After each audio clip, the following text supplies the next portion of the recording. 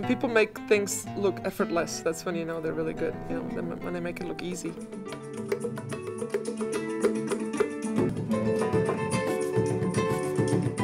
Oh, she's so intense. The greatest classical guitar player in the world. Sharon's father promised her that if she practiced guitar for an hour, she could go outside and launch her model rockets. When I first heard Sharon, I was blown away by things she could do that I had never heard another guitarist do.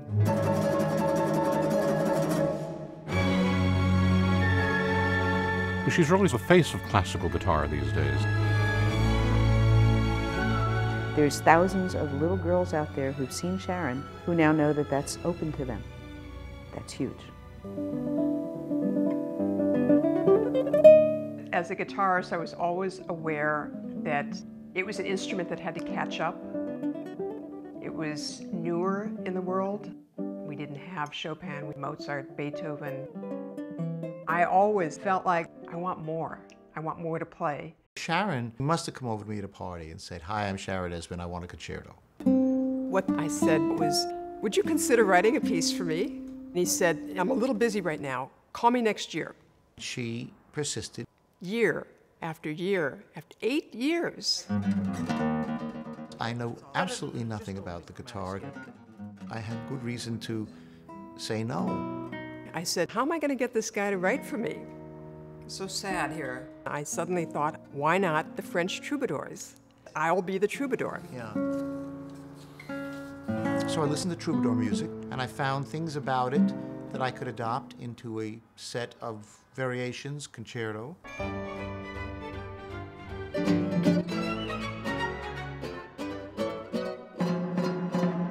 I like that zoom.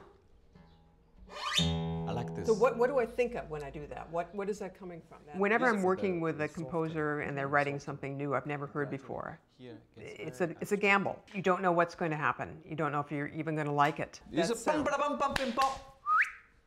So a whistle. Yeah. Tan Dunn said, "I really like the idea of writing something that would combine the history of the Spanish guitar with the ancient Chinese lute, or pipa."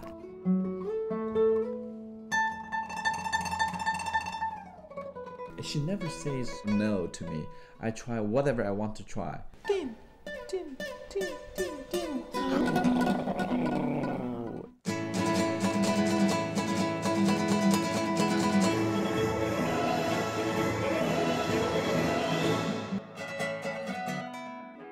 Christopher Rouse teaches at Juilliard and is one of the leading composers of his generation, and I'm sure she tackled him in the hall and said, "I'm not letting you up until you write me a concerto." Well, one of the things I remember asking you to do was to write something that had not only virtuosity, but something that would be really, really beautiful and meltingly lyrical.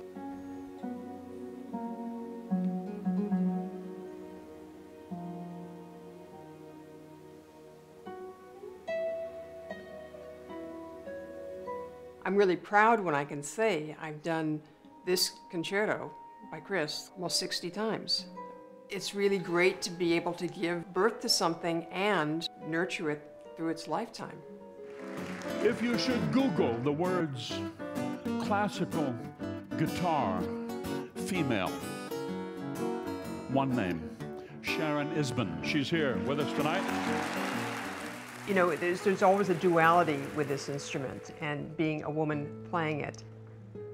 In the guitar world, I always had to fight as a woman, and in the music world, I always had to fight as a guitarist.